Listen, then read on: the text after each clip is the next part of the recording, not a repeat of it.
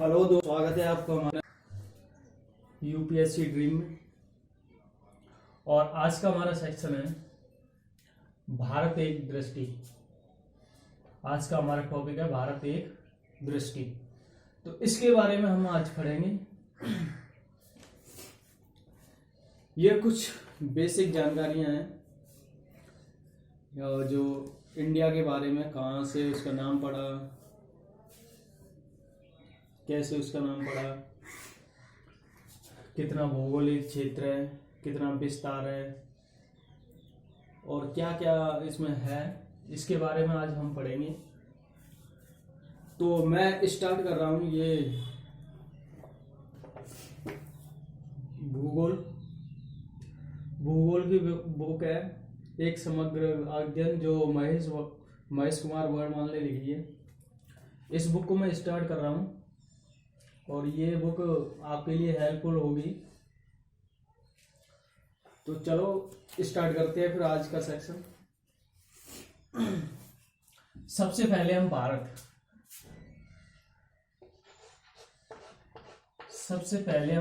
के बारे में जानेंगे। भारत, इसका नाम कैसे पड़ा, कहाँ से आया, इसके बारे में जानेंगे। तो भारत का नाम, जो हमारे जो राजा थे भरत, जिन्होंने राज किया था, उसके नाम पर ये भरत के नाम पर इसका नाम भारत पड़ा था। और इसका प्राचीन जो नाम है वो है आर्यवर्त। इसके प्राचीन नाम काफी और भी हैं जिसके बारे में हम पढ़ेंगे, जैसे कि जम्बूद्वीप, भारतवर्ष, हिंदुस्तान, इंडिया। और भी नाम है, हिंदुस्तान,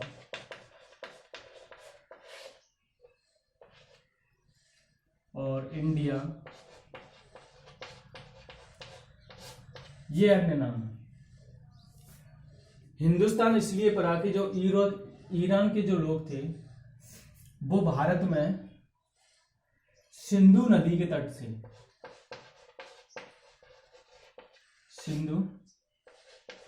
तट से हमारे भारत में प्रवेश करे थे। तो वो क्या करते थे कि सा जो था, हमारा जो हिंदी वर्णमाला का जो सा था, उसको हा बोलते थे। क्या बोलते थे? हा। तो सिंधु नदी को वो बोलते थे हिंदू नदी। क्या बोलते थे? हिंदू नदी। और जहां के जो लोग थे उनको हिंदू बोलते थे। तो इस वजह से इसका नाम हिंदुस्तान पड़ गया। ठीक है। इंडिया का जो नाम है वो जो ग्रीक भाषा का शब्द है इंडस, उससे लिया गया है। ठीक है।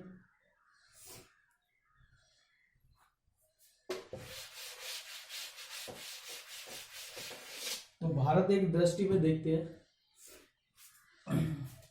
देश क्या है? भारत,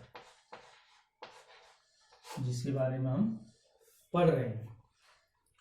इसके अन्य नाम मैंने आपको बताए थे। आर्यवर्त,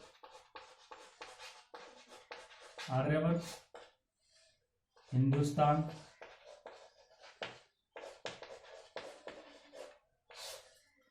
इंडिया, ETC, अन्य। इसकी जो राजधानी है वो सबको पता होगा कि जो भारत की जो राजधानी है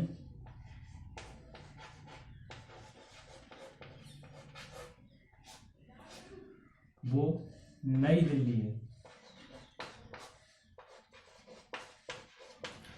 हमारे जो भारत है, भारत की जो राजधानी है वो क्या है? नई दिल्ली। और इसकी भौगोलिक स्थिति हम देखेंगे तो भौगोलिक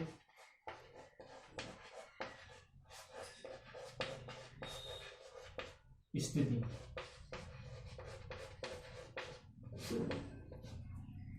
भौगोलिक स्थिति है उत्तरी पूर्वी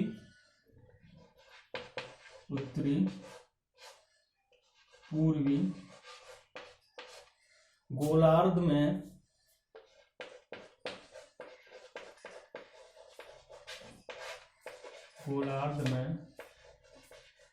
अवस्थित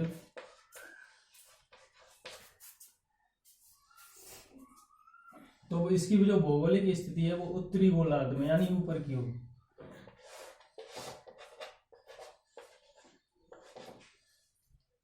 पूरब,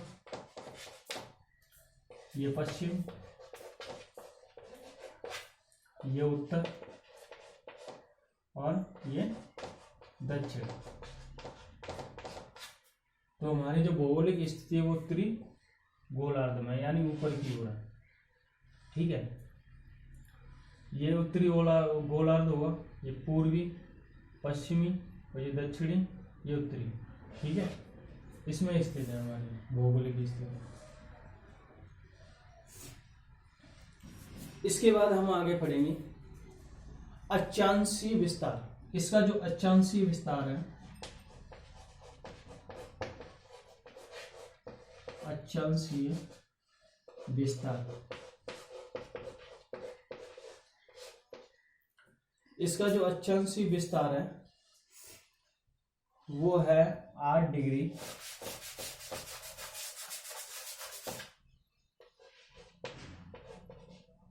4 उत्तरी अक्षांश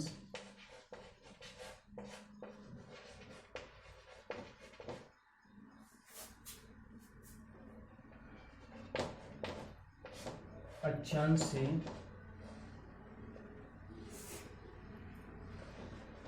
37 डिग्री 6 उत्तरी अक्षांश तक। ठीक है, इसका जो अक्षांशीय विस्तार है वो है 8 डिग्री 4 उत्तरी अक्षांश से 37 डिग्री 6 उत्तरी अक्षांश तक। अब इसका उत्तरी देखिए तो दक्षिणी भी देखना पड़ेगा। उत्तरी का मतलब होता है ये ऊपर की ओर, इसका जो ये जो विस्तार है। दक्षिणी होता है ये वाला, ये नीचे का है। उत्तरी ये ऊपर का अक्षांश, दक्षिणी ये नीचे का विस्तार। तो देशांतरीय विस्तार इसका पढ़ेंगे हम।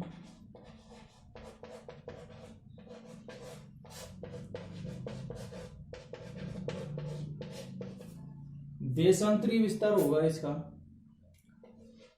68 डिग्री 7 पूर्वी देशांतर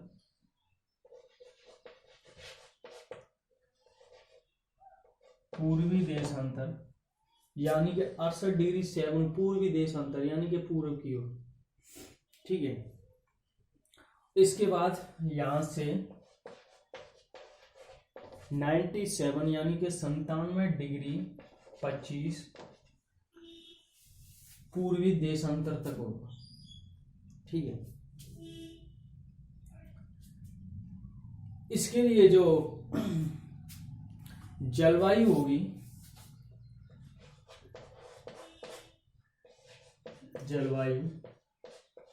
वो होगी मानसूनी जलवायु।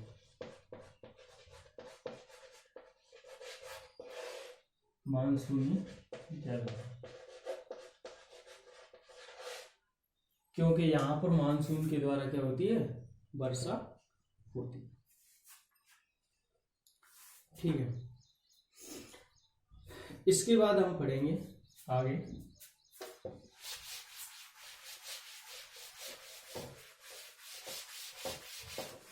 इसको साफ कर देता हूं क्योंकि थोड़ा सा बोर्ड हमारा छोटा है। इसके बाद पढ़ेंगे हम स्थलीय सीमा। पहले इसकी भौगोलिक विस्तार देख लेते हैं हम। तो भौगोलिक विस्तार होगा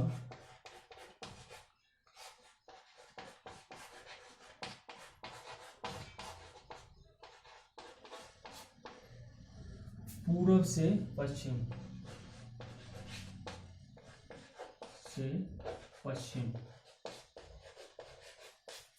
पूर्व से पश्चिम की इसकी जो लंबाई होगी वो होगी 3214 किलोमीटर। कितनी होगी?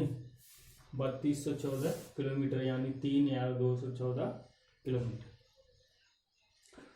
और इसकी चौड़ाई जो होगी, सॉरी, पूरब से पश्चिम 2933 किलोमीटर। उत्तर से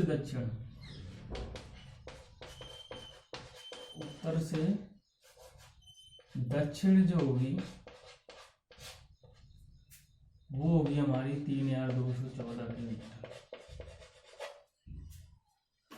पूरब से पश्चिम इसकी जो लंबाई होगी वो होगी 2,933 किलोमीटर, और इसकी जो चौड़ाई जो होगी और लंबाई जो होगी उसकी उत्तर से दक्षिण ये होगी 3,214 किलोमीटर। ठीक है। और क्षेत्रफल की दृष्टि से हमारे भारत का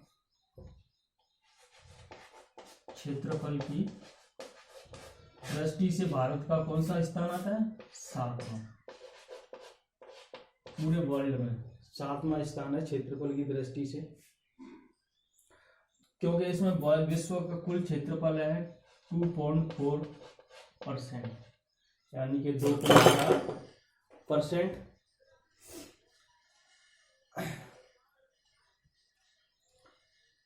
इसके बाद देखते हैं हम इसमें पर्वतीय, और ये तो कुछ नहीं, सारे चीजें दे रखी हैं, इसमें आप पढ़ सकते हैं। इसमें जो मेन चीजें हैं वो मैं आपको बता देता हूँ। जैसे कि आपको पता ही होगा राष्ट्रीय पक्षी क्या है? मोर है। इसके बाद राष्ट्रीय जो गाना है वो जन गण मन है, जन गण मन। और इसके बाद जो राष्ट्रीय ध्वज है वो तिरंगा है हमारा। ठीक है। और राष्ट्रीय जो नदी है वो गंगा है हमारी।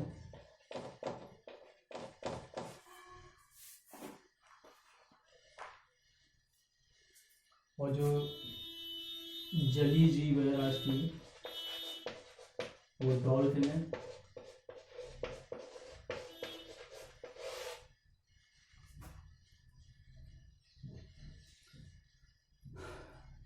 इसमें राष्ट्रीय राजमार्गों की संख्या 266 है। राष्ट्रीय पशु हमारा बाघ होगा। राष्ट्रीय विरासत पशु यानी कि हाथी होगा। राष्ट्रीय वृक्ष जो होगा वो बरगद होगा। तो ये सारी चीजें जो मैंने आपको बताई।